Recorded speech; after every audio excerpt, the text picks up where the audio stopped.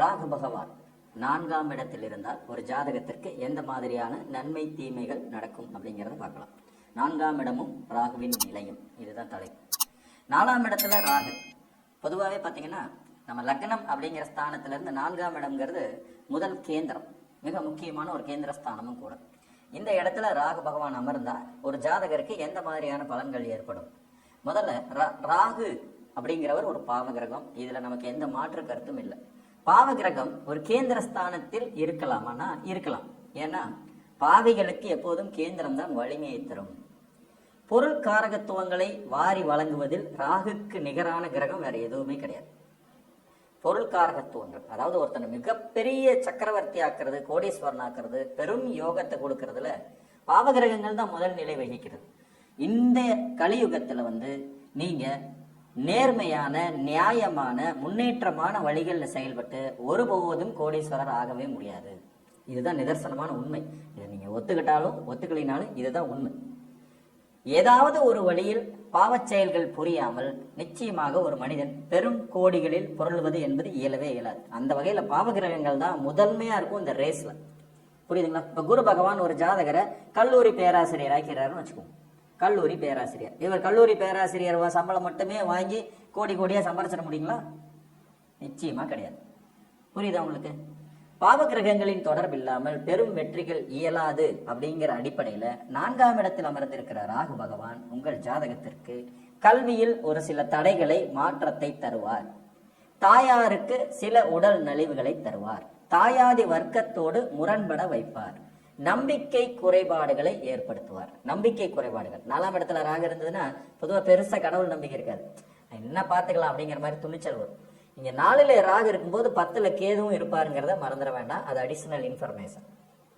4ஆம் இடம் இருப்பிடம் விற்று மாற்றி வேறு ஒரு ஊரில் வசிக்க வைப்பார். முற்றிலும் புதிய இடங்களுக்கு ஒருத்தர் போய் வசிக்கிறதுக்கு இந்த 4ஆம் இடம் மிக முக்கியமா இருக்கும். 4ல ராகு இருக்கவங்க மோஸ்ட்லி பிறந்த ஊர்ல இருக்க மாட்டாங்க, சொந்த ஊர்லயும் இருக்க மாட்டாங்க, சொந்த பந்தங்களோடு ரொம்ப நெருக்கமாகவும் இருக்க மாட்டாங்க. அந்நிய மொழி பேச வைப்பார். இன்னும் 2-3 பாஷைகளை கத்துக்க வைப்பாரு. வேற்று மதத்தினர் மேல, வேற்று மொழியின் மேல அதிகமான ஆர்வம் கொண்டவர்களாக இருப்பாங்க. பொதுவாக 4ஆம் இடத்துல ராகு இருக்கிறவங்களுக்கு பாத்தீங்கன்னா வெளிநாடு போய் செட்டில் ஆகணும், வெளிநாட்டு வாழ்க்கை முறை, வெளிநாட்டு பழக்க வழக்கங்களே அதிகமான இன்ட்ரெஸ்டா இருக்கும். தாய்க்கும் ஜாதகருக்கும் முரண்பாடுகளை உருவாக்குவார். தாயாருக்கு ஏதாவது ஒரு வகையில நலிவு, மனச்சங்கடங்கள், பிரச்சனைகள், பொருளாதார குளறுபடிகளை தருவார். பட் ஜாதகர் ரொம்ப நல்ல பொருளாதார வெற்றிகளை பெரும் தன்மை கொண்டவராக இருப்பார். ஆரம்ப கல்வியிலே ஒரு தடை தோன்றி மறையும். ஆரம்ப கல்வி அப்படின்னு சொல்லக்கூடியது இந்த 10th +2 வரைக்குமான ஒரு பாடம் படிக்கும் போது ஏதாவது ஒரு விதத்துல ஒரு தடை வரும். ஏதோ ஒரு முக்கியமான பரீட்சை எழுதும் போது உடம்பு சரியில்லாம போயிடுறது, அல்லது திடீர்னு டிரான்ஸ்ஃபர் ஆகி வேற ஊருக்கு போயிடுறது, ஒரு எக்ஸாம் எழுத முடியாமலே அடுத்த எக்ஸாம் எழுதி பாஸ் பண்றது, அப்படிங்கிற மாதிரி ஒரு தடைகளை கொடுத்து அதன் பிறகு 1க்கு மேற்பட்ட டிகிரி வாங்க வைக்கிறத உறுதியா செய்வார். புரியுதுங்களா? லக்ன சுபருடைய வீடுகளாய் 4ஆம் இடம் வர்ற பட்சத்திலையும், லக்னத்திற்கு நண்பரா ராகு வர்ற பட்சத்திலையும் மாட மாளிகை கூட கோபுரம்னு சொல்லி வாழ்க்கை வசதிகளை ரொம்ப பெரிய லெவல்ல பெருக்கி விட்டுடுவார். 1க்கு மேற்பட்ட சொத்துக்களை வாங்கி குவிக்க வைப்பார். கையூட்டு பெறும் அமைப்பை ராகுவே 4ஆம் இடத்தில் அமர்ந்து தருவார். ஏன்னா இவருக்கு 10ஆம் இடத்துடைய கனெக்டிவிட்டி கிடைக்கும் இல்லைங்களா? அதனால லஞ்ச லாவண்யங்களை பெறுவதில் ராகு முதன்மையான ஆளா இருப்பார். 4ல ராகு இருக்கிறவங்க பொதுவாக இந்த மாதிரி விஷயத்துல கொஞ்சம் கவனமாகவும் கூடுதல் எச்சரிக்கையோடும் இருக்க வேண்டியது அவசியம். நிச்சயமாக கலப்பு இன திருமணத்தை உருவாக்கும் வாய்ப்புகளை உருவாக்குவார். இப்ப தான் சார்ந்த இனத்தை விட்டுட்டு வேற இனத்துல கல்யாணம் பண்ணிக்கினா என்ன தப்பு அப்படிங்கிற மாதிரியான ஒரு துணிச்சலையும் துணிகர நடவடிக்கைகளையும் 4ல் அமரும் ராகு கொடுக்கவே செய்வார். பாஷை, அந்நிய பாஷை, பழமொழி பேசும் தேர்ச்சி, கலைகளில் தேர்ச்சி போன்றவற்றை தருவார். கலைத்துறையில் ஆர்வத்தை கொண்டு வருவார். கலைத்துறை அதாவது இயல், இசை, நாடகம், எழுதுதல், இயக்குதல், இயங்குதல், வரைதல், ஓவியக்கலைன்னு ஏதாவது ஒரு துறையில உங்களுக்கு இயற்கையாவே ஒரு ஆர்வத்தை தருவார். 1க்கு மேற்பட்ட படிப்புகள், அதாவது ஒரு துறை சார்ந்த கல்வி இருக்க இன்னொரு துறை சார்ந்த கல்வியும் 2 மிக்சிங்கான படிப்புகளையும் படிக்கிறதுங்கிறத அமைப்பா கொடுப்பார்.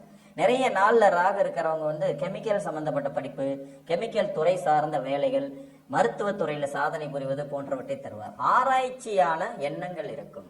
சற்று பய உணர்வுகளும் இயற்கையாவே இருக்கும். ரொம்ப துணிச்சல்காரர் மாதிரி வெளியில காட்டிக்கிட்டாங்கனாலும் கூட கொஞ்சம் பயந்த உணர்வு, பயந்த சுபாவத்தை இயற்கையாவே தருவார். பெரும் மாளிகைகளில் வசிக்க வைப்பார். சின்னதா எதையுமே யோசிக்க வைக்க மாட்டார். ரொம்ப பிரம்மாண்டமான அமைப்புகள், தோட்டம், துறவுகள், விவசாய நிலங்களின் மூலம் லாபம் பெறும் யோகியதைகளை தருவார். கட்டடங்களினால் லாபம், அடுக்குமாடி வீடு கட்டி வாடகைக்கு விடுறது, கல்யாண மண்டபங்கள் கட்டி வாடகைக்கு விடுறது, ஹோட்டல் நடத்துறது, ஹோட்டல் கட்டி வாடகைக்கு விடுறது மாதிரியான துறைகளில் பெரும் பணம் சேர்க்கும் வாய்ப்புகளை தருவார்.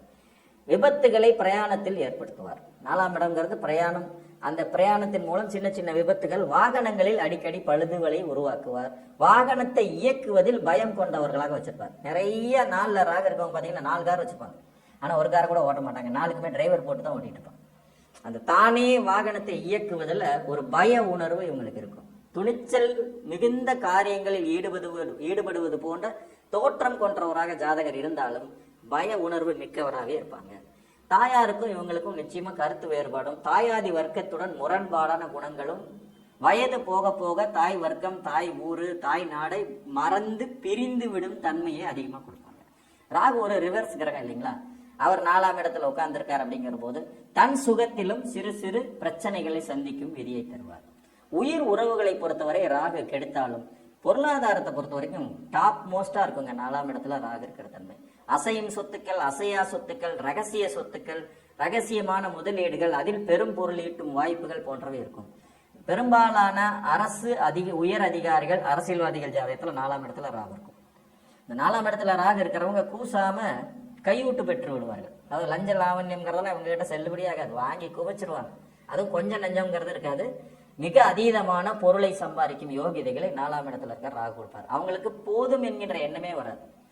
ஊருக்கு ஒரு வீடு கட்டணும் அப்படிங்கிற எண்ணம் அவங்களுக்கு மட்டும்தான் வரும். ஒன்றுக்கு மேற்பட்ட வீடுகள், ஒன்றுக்கு மேற்பட்ட சொத்துக்கள், நிறைய சொத்துக்களை வாங்கி குவிக்க வேண்டும் என்கின்ற ஆசை, அதற்காக எதையும் செய்யலாம் என்கின்ற எண்ணம், இவைகள் எல்லாமே வரும். லக்னாதிபதியும் 4ஆம் இடத்துல இருக்க ராகுவோடு எதையேனும் ஒரு வகையில தொடர்பு கொண்டுட்டாருன்னா கண்டிப்பா இந்த மாதிரியான சிந்தனைகள் அதிகமா இருக்கும். தான் பிறந்த ஊரை விட, தன் பிறந்த தாய் நாட்டை விட அடுத்த நாட்டின் மேல அதிகமான பாசம் வைக்கிறது, தன் தாய் மொழியை விட அடுத்த மொழியின் மேல அதிக பாசம் வைக்கிறது, தாய்க்கும் தமக்குமான உறவு நிலைகளை முரண்பாடுகளை பெறுவது, ரகசியமான நடவடிக்கைகள், எண்ணங்கள், சிந்தனை, செயல்திறன்கள் கொண்டவர்களாக இருப்பதுங்கிற மாதிரி பலவிதமான அமைப்புகள் இருக்கும். இவங்களோட நடவடிக்கைகள் நிறைய விஷயத்தை புரிஞ்சுக்கவே முடியாது. 4ஆம் இடத்துல ராகு இருக்கவங்களுடைய நடவடிக்கைகள் பாத்தீங்கன்னா சராசரியா பார்த்தோம்னா உங்களால் கண்டுபிடிக்கவே முடியாது. ரகசிய நடவடிக்கைகள் அதிகமாக ஈடுபடுவாங்க. இந்த ரகசியம் சார்ந்த தொழில்களை செய்வதும் கூட இவர்களுக்கு இயற்கையாகவே வரும். புரிஞ்சுங்களா? ஒன்றுக்கு மேற்பட்ட தொழில் செய்யும் யோகியதை கொண்டவர்களாக இருப்பாங்க. சொல்லும் செயலும் வேறு வேறு மாதிரியாக இருக்கும். சற்று சுயநலம் மிகுந்தவர்களாகவும் இருப்பார்கள்னா அது மிகையே அல்ல. சுயநலத்தின் போக்கிலேயே சென்று வாழ்வியலின் வெற்றி கனியை பறிப்பார்கள். மொத்தத்துல ராகு 4ல் இருக்கிறதுங்கிறது பாத்தீங்கன்னா ஜாதகரை நிச்சயமாக உயர்த்தி விடும். அதுல எந்த டவுட்டும் இல்லை. அவரை சார்ந்த உயிர் உறவுகளை காயப்படுத்தும். தன் சுகத்தில் இடைஞ்சல்கள், கல்வியிலே தடைகள், தாயாதி வர்க்கத்தோடு பிரச்சனைகள் எல்லாமே கொடுத்தாலும் கூட இவைகளையெல்லாம் தாண்டியும் ஜாதகர் வெற்றியை நோக்கி நகர்வார். ஏன்னா ஒரு பெரும் கேந்திரஸ்தானமான 4ஆம் இடத்துல ஒரு பெரும் பாவியான ராகு. அப்ப அந்த ராகு பகவான் 4ஆம் இடத்துல அமரும் போது மாபெரும் வெற்றிகளை நிச்சயமா தர்றாருங்கிறது நிதர்சனமான உண்மைதான். இதுலயும் சரம், ஸ்திரம், உபயம்ங்கிற அந்த 3 விதிகளில் பிரிக்கும் போது சரத்தில் அமர்ந்த ராகு பெரும் பெரும் வெற்றிகளை தருவார்.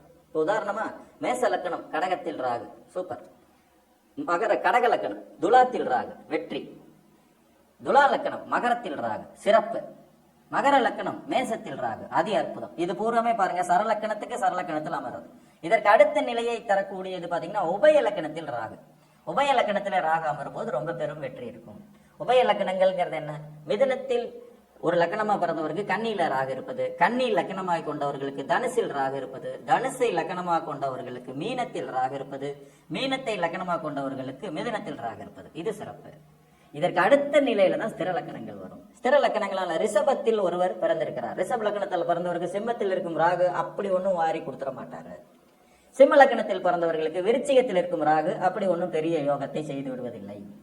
விருச்சிக லக்கணத்தில் பிறந்தவர்களுக்கு கும்பத்தில் அமர்ந்திருக்கும் ராகு நிறைய இடைஞ்சல்கள், தடைகளையே தருவதற்கு கடமைப்பட்டவராகிறார். கும்ப லக்கணத்துல பிறந்தவங்களுக்கு ரிஷபத்தில் இருக்கிற ராகு மட்டும்தான் கொஞ்சம் பரவாயில்லாம இருக்கும். புரியுதுங்களா? இந்த 12 லக்கணங்கள்ல முதல் தர யோகத்தை 4ஆம் இடத்தில் பெறுபவர்கள் சரலக்கணக்காரர்கள். நார்மலா சரம், ஸ்திரம், அப்புறம் தான் உபயம் சொல்லுவோம். இந்த இடத்துல மட்டும் விதிவிலக்க வரும். சரலக்கணத்தில் பிறந்தவர்களுக்கு முதன்மையான யோகத்தை செய்யும் ராகு 4ல் இருக்கும்போது, உபய லக்கணத்தில் பிறந்தவர்களுக்கு தான் அடுத்தது 2ஆம் நிலை யோகத்தை செய்கிறார். ஸ்திர லக்கணத்தில் பிறந்தவர்களுக்கு 3ஆம் நிலையில் தான் யோகம். அதுவும் கொஞ்சம் நிறைய தடைகள் தான் அதிகமா இருக்கும். சரலக்கணக்காரர்கள் 100% 4ஆம் இடத்தில் ராகு இருப்பவர்கள் கோடீஸ்வரர்கள் தான். பொருள் சேர்த்து விடுவார்கள், வெற்றி கனியை பறிப்பார்கள், உயரத்தை எட்டி பிடிப்பார்கள், நிறைய சொத்து சுகங்கள் சேர்ப்பார்கள், ரகசிய நடவடிக்கைகள் கண்டிப்பாகவே இருக்கும். அதற்கடுத்து உபயலக்கணில் பிறந்தவர்களுக்கு 75% நல்ல பலன்கள் இருக்கும். அந்நிய தேசத்துக்கு சென்று விடுவது, வெளிநாட்டிலேயே வசிக்கும் யோகிதையை பெறுவது, ஒன்றுக்கு மேற்பட்ட பாஷைகளை கற்றுக்கொள்வது, சம்பாத்தியத்தில் கருணையற்ற நிலையில சம்பாதிக்கிறது. என்ன வேணாலும் செய்யலாம், பணம் சேர்க்கணும் அப்படிங்கிற மாதிரியான எண்ணங்களை தூண்டி விடுவது, இதெல்லாம் கொடுத்துருவார். ஸ்திரலக்கணக்காரர்களுக்கு ராகு கல்வி தடை, உடல் நலிவு, பொருளாதார சிக்கல்கள் போன்றவற்றையே பரிசாக வழங்கும் தன்மை கொண்டவரா ஆவார். கும்பலக்கணம் மட்டும் இதுல கொஞ்சம் விதிவிலக்கா இருக்கும். புரிஞ்சுங்களா? ஸோ 4ஆம் இடத்தில் ராகு உயிர் உறவுகளுக்கு பகை, பொருளாதாரத்துக்கு பெரும் வெற்றி அப்படிங்கிற அளவுலையும் பெரும் பெரும் சொத்துக்கள் சேர்க்கும் யோகிதை கொண்டவர்களாக இவர்கள் இருப்பார்.